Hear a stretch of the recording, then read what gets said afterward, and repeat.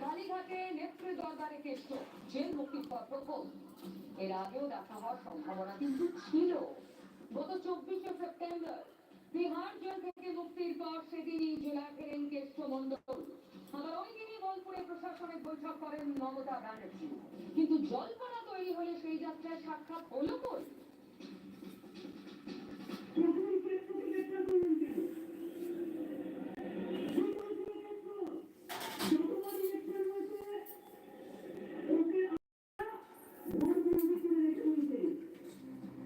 দিন দিনে কেষ্ট মণ্ডল সেদিন বললেন মুখ্যমন্ত্রী, আরো বললেন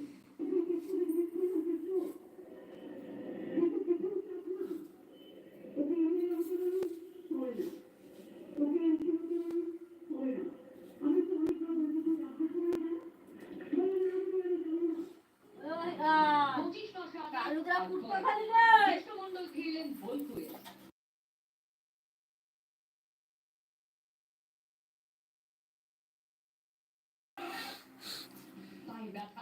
দরকার হলে দলনেত্রীর সঙ্গে দেখা করবেন।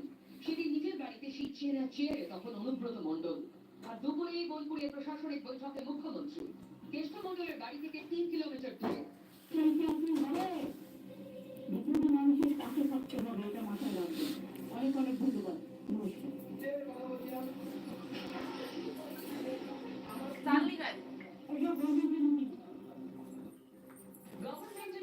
তাহলে প্রশাসনিক সভা শেষে কি অন্য প্রশ্ন নিতে চাননি?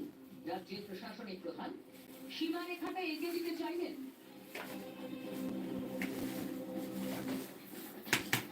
না, সেদিন দেখা হয়নি। কেন? প্রভাবশালী তথ্য এড়াতেই চেয়েছিলেন মুখ্যমন্ত্রী। আর সেই তথ্য নিজেও দেখা করার উদ্যোগ নেননি কেষ্টমণ্ডল। কালীঘাটে এলেন।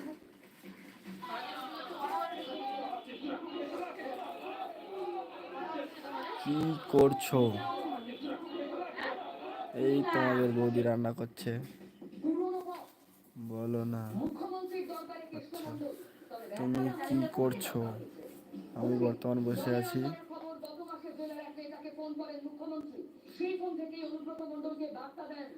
না, খাচ্ছে না।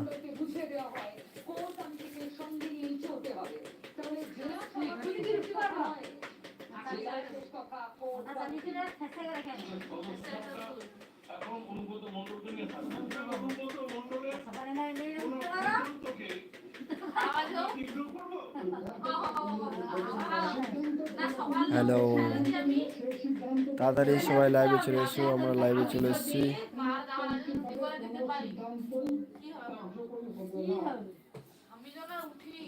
সেদিন মমতা ব্যানার্জি কেষ্টমণ্ডলকে বার্তা দিয়েছিলেন।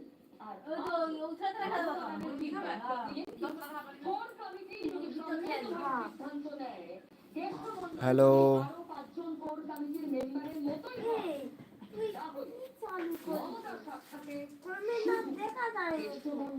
কেন বার্তা?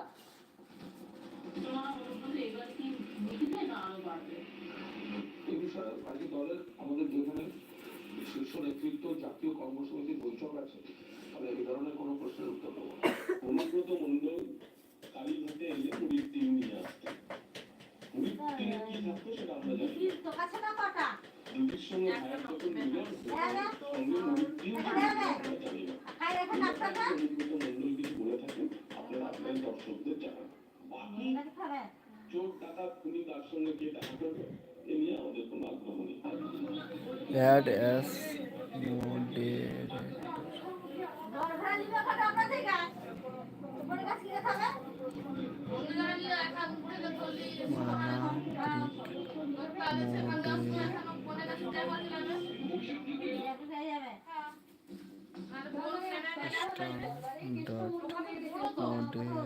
ভাইরাল করে দিচ্ছে